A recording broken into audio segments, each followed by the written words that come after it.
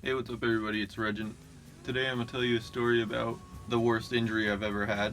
And this story is from quite a while ago. Actually, believe it or not, I used to get injured a lot whenever I was little. I haven't been to the hospital in probably about 10 years, but I used to go all the time, and I had stitches in and out of my head all the time, and I used to get stung by bees all the time because I like to play in the water and shit. And I just injured myself all the time, and I don't know why it doesn't happen anymore, but I definitely got away from that somehow. I guess I just got smarter.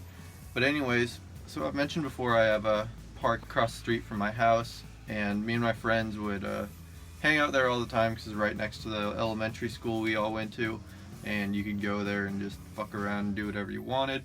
So we went there one day, and we were all playing baseball, and I think we had probably about 5 people there. I'll tell you who I can remember. One was my friend Javier, who I actually live with now, and he's my roommate, and I've known him since like first grade. I've known him my whole life.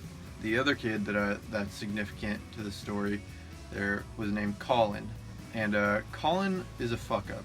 Colin is the kid in the school, even in elementary school, everybody knew him as the kid who was just fucking crazy. He'd do stupid shit. He was the kind of kid who like found a pack of cigarettes and would smoke them because he saw other people doing it, thought it was cool, and he'd definitely try and get other people to do it, and he'd just do dumb, stupid shit. So the story begins with us playing baseball at the park, and I think I was playing second base. I was just standing there, and I usually had to go home early because my parents would always make dinner. So whenever it started to get dark at the park, I had to go home and eat dinner, and then I could come back out until it got dark or whatever. So my parents called me to come back home. So I was walking away from the baseball game. I said bye to all my friends, and they said, "Okay, we're gonna stay here and play. Come back out if you have time." And I was like, "Okay." So I was walking away down our little makeshift baseball pitch or baseball diamond, and I was walking down. I was kind of crossing the line that is by home plate, and Colin was up to bat, and I was probably about 50 feet away, so I wasn't anywhere close to the actual where he was batting, but apparently I was in range of getting fucked up, because what happened next was basically he went to swing the bat, and he swung it hard as fuck, and basically let go of the bat, because that was fucking the funny thing to do when you're in elementary school. You'd swing the bat and then let go of it and see how far you could throw it before you ran away. And so yeah, he let go of the bat, throws it in my direction as I'm walking right past him. Perfect timing, and I don't even see it coming, but I think I did look up, and just in time to see it coming, and it hit me right in the face, like right in the right cheek, and I know for a fact that it ripped open my cheek. So this is where the story's going to get a little gruesome. It did a lot more damage than you might think a flying bat would do, in fact. So I'm going to describe the injury for you now. If you don't like it, maybe skip forward a minute or something. So it hit me in the face, kind of pulled my right cheek apart, kind of ripped my right cheek open a long ways on the inside, and then I don't know what the fuck the deal was on the outside, but it was bleeding a lot. Fortunately, he didn't knock any teeth out. I did end up having a tooth that was looser because of it, but he didn't knock any teeth out, which I'm so thankful for. I don't know who I'm thankful for, but I'm glad it didn't knock any teeth out, and basically just fucked my face up. So fortunately, I lived like across the street, so I remember this big ass group of people that was just at the park, running across the street to my house, and I was surprised all of them knew where I lived. But they ran over there and got my dad, and while they were doing that, I'm sure that only took less than a minute, but in the time that it took, I was sitting there bleeding, and I was almost completely accepting that I was gonna die at that park, because there was so much blood gushing out of my face.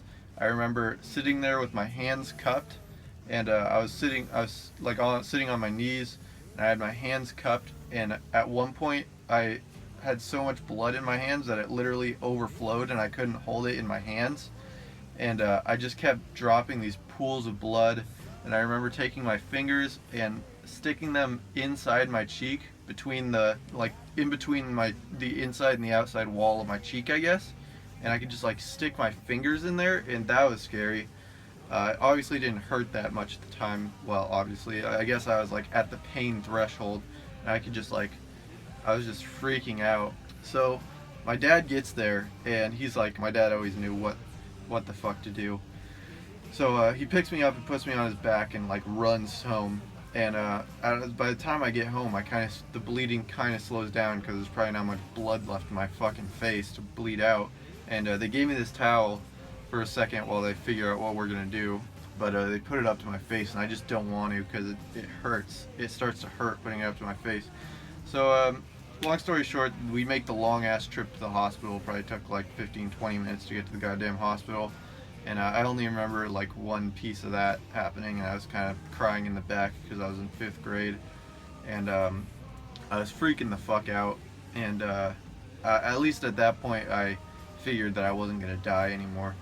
And after that, not too much else happened. Basically, I went to the hospital. I had to get a fuck ton of stitches, and fortunately, I didn't realize it at the time, but I had a really good doctor that happened to treat me, and he stitched me up so good that I don't actually have a scar on my face. I have like a slight scar on the inside of my mouth, or so I'm told. I've never actually noticed it myself, but everybody seems to say I have a scar inside my mouth. And but you can't notice it whatsoever. And I had a fuck ton of scars outside my mouth, and I had a bunch of ones inside my mouth. And for like, I had to take school off for like 2 weeks because my whole right cheek was like bulged up, like inflated, and it was hard. Like you could not press it if you wanted to. You couldn't like squish it. And my lip was bulging, was like bulged up, and I couldn't eat anything. I ate like mashed potatoes and couldn't really chew. I definitely couldn't chew on that side of my mouth.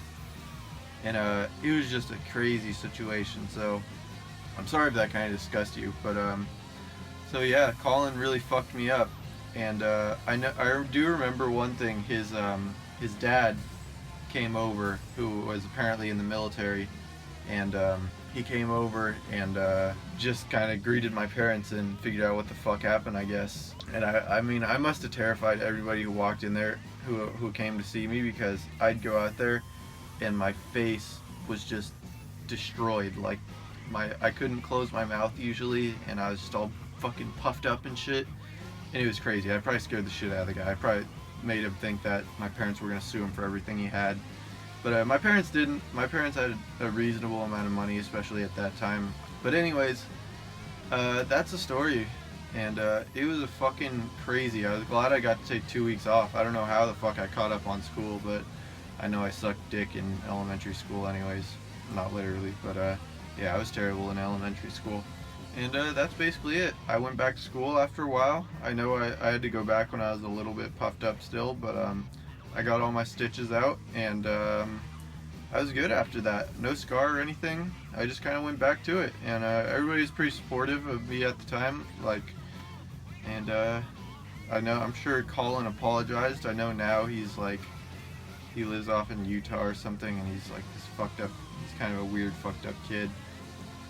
But I'm sure if I saw him today, he'd be semi-cool. I could say what's up to him. But anyways, that's the story. I hope you guys liked it. And please like, comment, and subscribe. I'll see you guys next time. Bye-bye.